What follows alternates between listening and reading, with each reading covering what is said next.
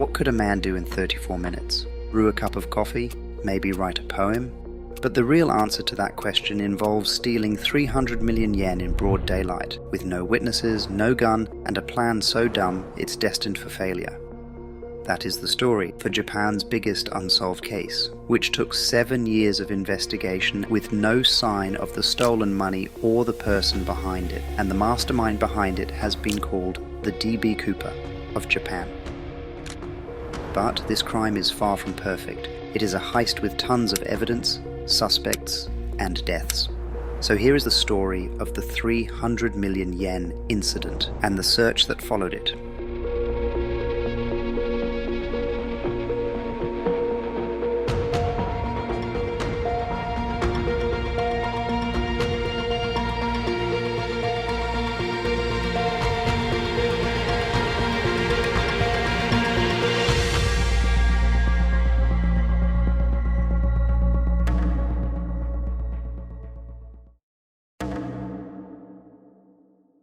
On the morning of December 10th, 1968, the city of Kokubunji was experiencing severe rainfall.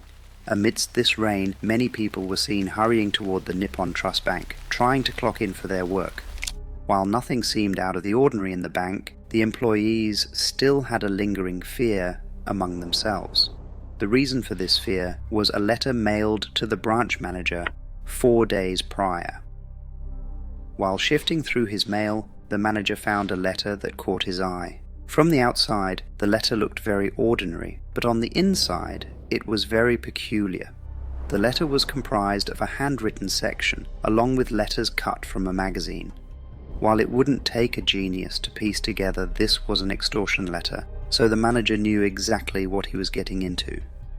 So what were the demands? The blackmailer demanded that the bank hand over a bag containing 3 million yen, which was to be carried by a female employee to a specific location by 5 p.m. In return, the blackmailer wouldn't blow up the manager's house or the bank with dynamite. Rather than giving in to the demands and believing a criminal, the manager instead chose the safer option of calling the police to handle the situation.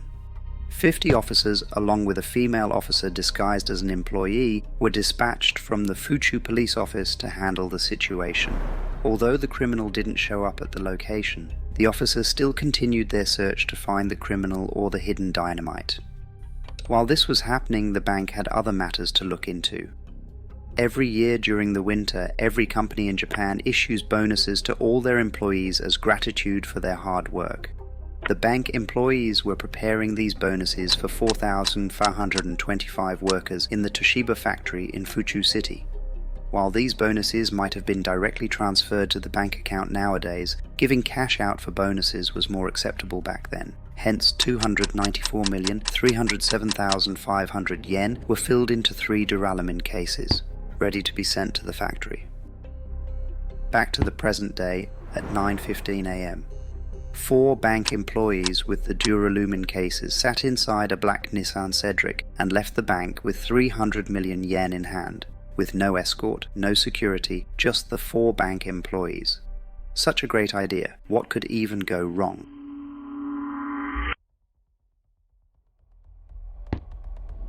The car started heading towards the Toshiba factory, passing through the JNR Chuo train tracks and heading south through Kokubunji Kaido Road, then taking a right at an intersection and going straight through Gakuen Dori Street. After driving halfway through the street, the driver noticed a police motorcycle speeding towards them. Soon, the motorcycle overtook the car and stopped in front of it, signaling the driver to stop just beside the Fuchu prison. While the driver was confused about the incident, he still rolled the window down a little to hear out the officer, but rather than questioning them, the officer frantically asked them to thoroughly check the car, as after they had left, the branch manager's house was bombed with dynamite and their car was the next target. The employees frantically searched the inside of the car, checking every corner, while the officer continued his search on the exterior. After checking every area, the officer bowed to check the bottom of the car, and soon after, a white smoke started fuming from beneath the car. Scared, all the employees ran as far away from the car as possible, leaving the keys to the car, trunk, and cases bundled together in the ignition. The officer soon jumped into the driver's seat, trying to get the car as far away as possible, while the employees only looked in awe at the bravery of the officer, giving his life to minimize any damage to the area and the people. But there was still smoke coming. As they panned their eyes toward the spot where the vehicle was just standing, they saw a flare emitting white smoke doused by the rain. It took 5 minutes for the bank employees to fully realize that there was no bombing and 300 million yen had been stolen. The employees first tried to get the attention of the prison guards, but as none responded, they ran to the nearest gas station, trying to find a phone and reporting this incident to the bank. After the news reached the bank, they quickly called the police, but rather than starting the search, the police instead opted to inquire if the police officer really existed or not. After 20 minutes of a wild chase just to find out that the officer was indeed a fake, the Metropolitan Police Department began a full search, deploying a nationwide emergency call for a black 1964 Nissan Cedric. They conducted checkpoints at all major roads. But no such car was identified. The search for the culprit and the cash continued till the night with no success in sight. After the failed search, the investigation to find the identity of this fake officer began.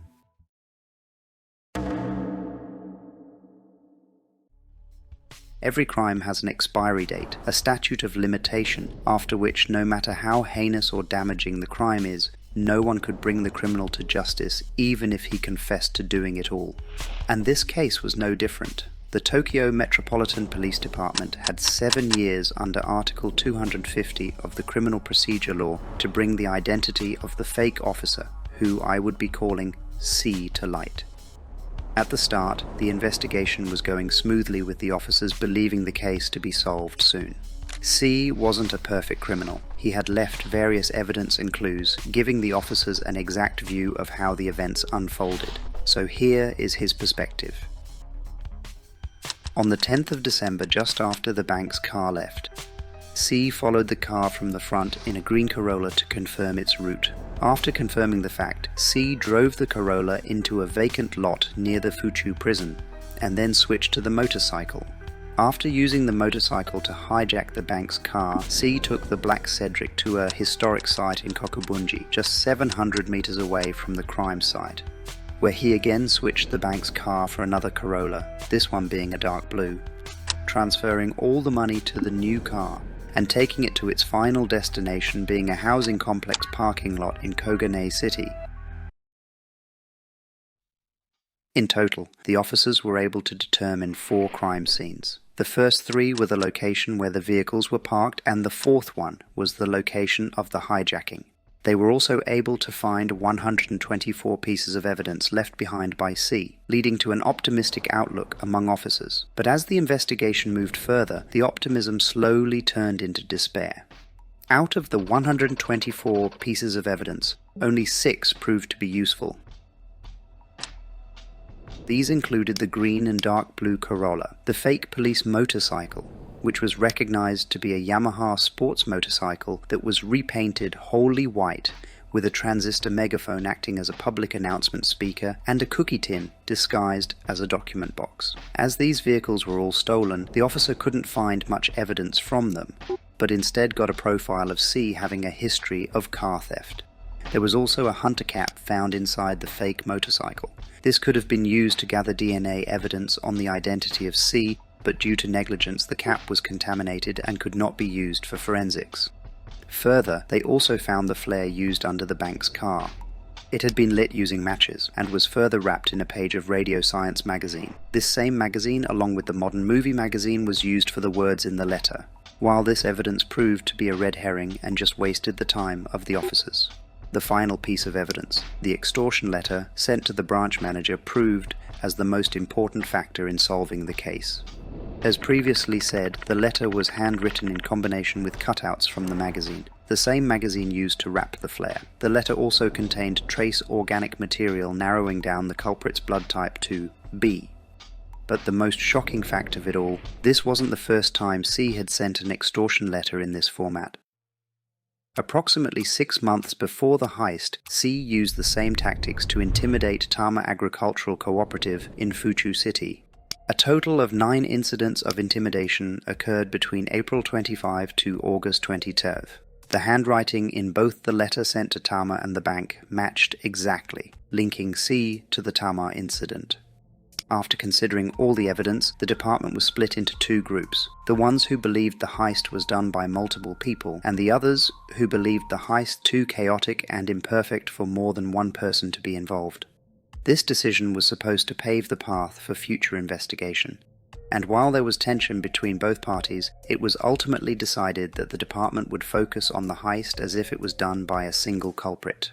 And so the search for C began, but not for long. Just 5 days after the robbery, the police department found their first culprit. The culprit was a 19-year-old, who was the head of a local delinquents group named the Tachikawa Group. They had many cases of car theft surrounding the city of Tachikawa. But how did they find him so fast, you might ask? Well, in actuality, this was a brute force method to find the criminal with no evidence to back it up. The head detective had a single idea: to find any bad actors in the local area. To give some context, all the above pieces of evidence I had listed were found later in the investigation. But even without considering the methods, the evidence for S and C being the same person was plenty. His father was a motorcycle police officer himself, so S had great intel on the behavior, look, and functioning of police motorcycles. Further, he also had a history of faking a bombing with a flare, having used it in a supermarket before. If planning a bombing was not enough, S was also heard by many people planning a heist on a cash transport vehicle, that too, of either Toshiba or Hitachi. While all alibis and clues pointed towards S being the culprit, there was more to this case. On December 15th, police went to investigate further at his house, only to find him dead. S had ingested cyanide and committed suicide. All clues lined up for S to be the culprit, so was it an attempt by S to save face, to not ruin his family's reputation, or a murder orchestrated by his family? The cyanide that S had consumed was carried in a newspaper, and the only fingerprints on the newspaper were of the father. I would like to preface this theory as only being a rumor. After his death, the investigation continued, and as time moved forward and all the other evidence came to light, S's innocence was proved. Firstly, his handwriting and the handwriting in the letter did not match, and the blood group found in the letter was different from his. Furthermore, the Tama incident, which was undoubtedly linked with this heist, had received its letters when S was still being held at the juvenile classification home.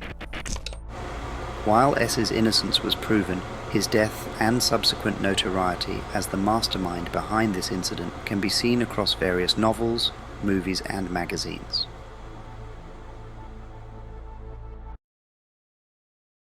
A few days later, a composite photo of the criminal was sent all over Japan. This image was pieced together by the bank employee's recollection of C, but this picture had many faults on its own, like the fact most of the bank employees had foggy memory of C due to the heavy rainfall. Some couldn't even see his face yet, all collaborated in an image which may or may not be accurate to C's true identity. In the search for C, a total of 110,000 suspects' names were on a list. This case was the current biggest heist in Japan's history, and stayed so till 2011. The largest theft before this was of a measly 31 million yen. The case was also great for the media, given its large scale and intrigue, and getting leads was a surefire way to double their profits. And so, some newspapers even started their own investigation, and the next major suspect, codenamed Driver F, came forth. F was a 29-year-old taxi driver living in Fuchu City. 1 year after the incident, a famous Japanese newspaper named Mainichi Shimbun published a report accusing F as the culprit in the 300 million yen heist. Their evidence? A similarity between F's face and the composite photo. To preface this fact, many people had a similar face to the composite photo, even some officers. Using this surface-level information and accusing a man of the biggest heist in Japan is beyond bad journalism. And adding more to it, the newspaper gave away his full name and address. After the article was published, the police also called F into question. Apart from his likeness, F had the same blood group as the letter and knew the surrounding area. This alone could not stand for any substantial proof. To add more to it, F also had a confirmed alibi. He was giving an interview at the time of the incident. While F was proved to be innocent, the public judgment had considered him guilty. The media had already degraded his public image to an extent beyond repair. He lost his job, his family, and had to face public prejudice, committing suicide in 2008.